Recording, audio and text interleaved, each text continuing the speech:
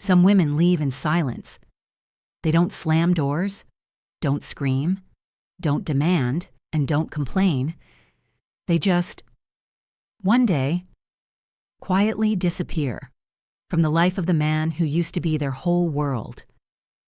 Not because they stopped loving, not because they met someone new, but because, after trying too many times to call their own name into the silence, they realized there was no one on the other side to listen anymore.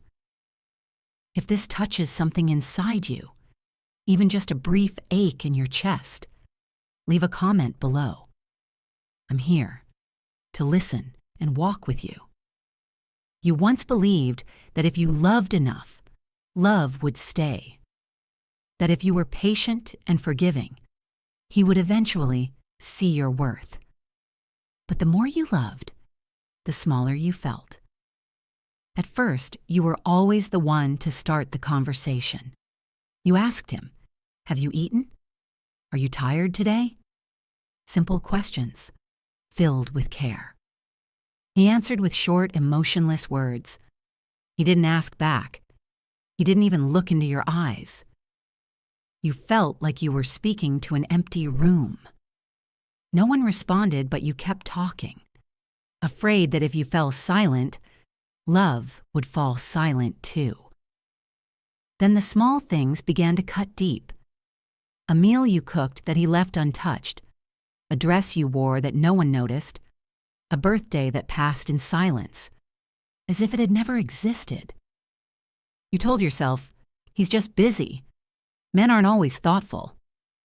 You tried to understand. You tried to adapt. You tried until you lost your own feelings. Sometimes you smiled at the world, but cried in your own kitchen. The place you once dreamed of happiness was now just a space filled with hurried meals, a baby's cry, and a man whose mind was far, far away. You told no one. You acted normal, because you thought maybe it's the same for everyone. Maybe all women have to endure a little. But something in you was breaking, and you realized that when love becomes a solo effort, it's no longer love. It's an unnamed sacrifice, a burden you carry alone, the fading shadow of a woman who was once strong, once gentle. And the thing that hurts you most is not that he stopped loving. It's that he's still there with you, but no longer sees you. There are nights when you lie with your back turned to him, separated only by a thin blanket, yet the distance feels so wide it chills your heart. It's not because of arguments, not because someone was right or wrong. It's just that it's been so long since the two of you had a real conversation. Everything has fallen into a terrifying silence.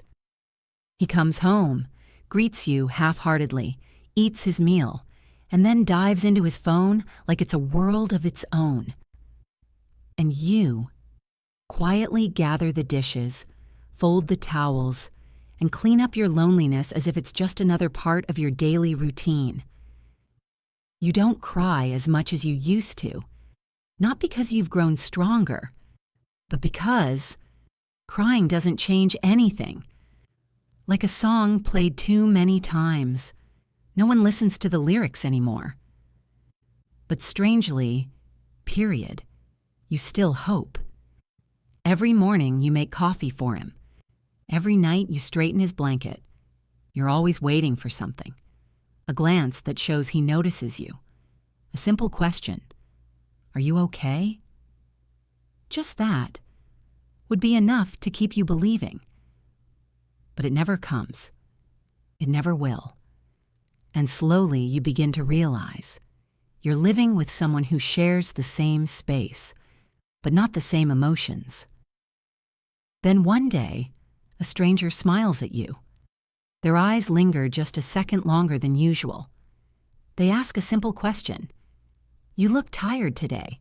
Is something wrong? And your heart stirs, not with romantic feelings, but because no one has looked at you like that in so long. No one has asked you that question. No one has truly cared who you are, how you feel, or what you're going through. That's when fear creeps in. Not fear of strangers, but fear of the emptiness inside your heart. The very emptiness the one beside you should have seen first. Time. 1 second. People are quick to blame women who leave their husbands. They label them as unfaithful, disloyal, weak-hearted. But who understands how much patience she gave, how long she endured, before letting go of a love that no longer responded? Being lonely inside your own relationship is the cruelest kind of pain, because there's no one to blame, no one to confide in. You still have a house, a dinner table, a husband, but no longer a connected heart. You hear an old song and feel a sharp ache, not because you miss someone, but because you miss the version of yourself that once loved so fully. That version now lives hidden deep inside you, and each day you feel her slipping further away. You once believed that as long as you didn't leave, love would not fall apart. But now you know. Some marriages have ended long ago. Only the people inside them haven't found the courage to admit it. If the emptiness inside you has ever been ignored like that, you are not alone. There are women like you who once loved with all their patience until they had to love themselves all over again. There's a moment you'll never forget. A late evening, when you shared something important. Maybe a small worry, maybe a quiet hope. And all he said was, without even lifting his eyes. That moment silenced you, not because you had nothing left to say, but because, for the first time, you felt truly invisible. You had tried so hard to keep the connection alive, not with roses or sweet words, but with real things, period. Sharing housework, sitting together after long days, writing small notes when he looked tired. Sometimes you complained. Sometimes you stayed quiet. Sometimes you just needed a hug. But all those efforts, they just slipped away, like water through your fingers. You realized you were loving someone who had closed the door to his heart, not with anger, not with betrayal, just with a quiet refusal to understand anymore. At first, you hurt. Then you were sad. And finally, you just felt tired. So you stopped talking, not because you stopped feeling, but because you had said too much. And every time your voice was ignored, it chipped away a little more of your heart. Until one day, you didn't believe your voice deserved to be heard anymore. You once shared a strange dream, and he replied, "Just talking in your sleep?"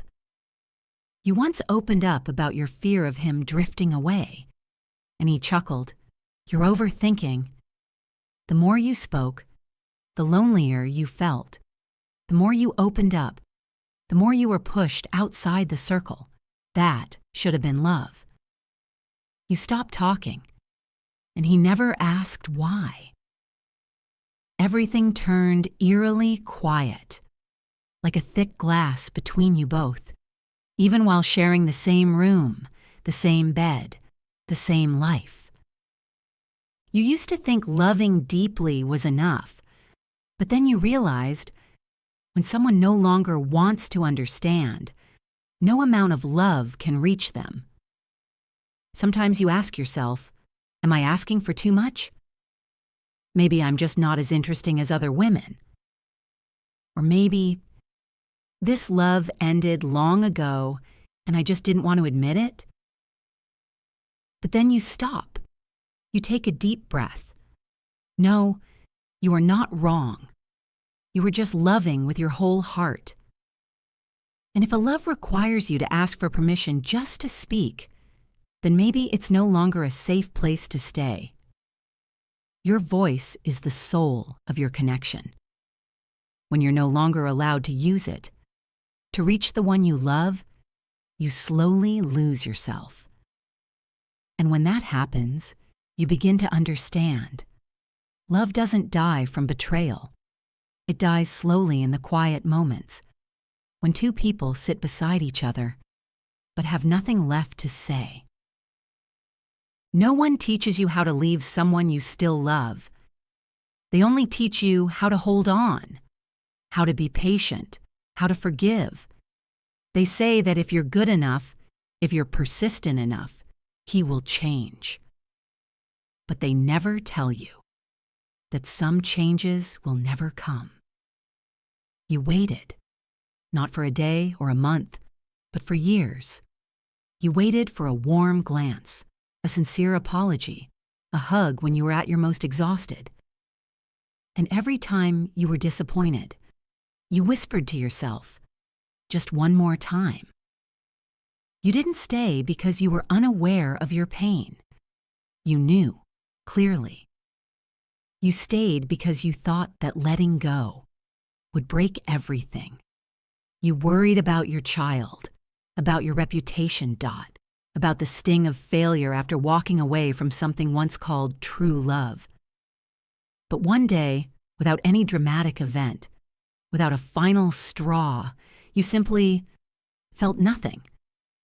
No more anger, no more sadness, no more hope. You looked at him and saw someone familiar, but completely distant. And you knew.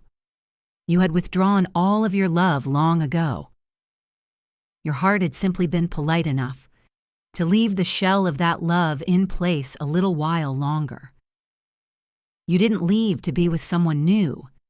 You didn't leave to chase a better happiness. You left because you had already been left. Long ago. You just hadn't admitted it yet. Neglect makes no sound. Loneliness has no shape. And a woman's decision to leave sometimes begins with the tiniest things men never notice. You still remember the day you packed your things. There were no tears, no drama, just an ordinary morning. The sky a bit gray, a breeze outside, the sound of dishes clinking in the kitchen.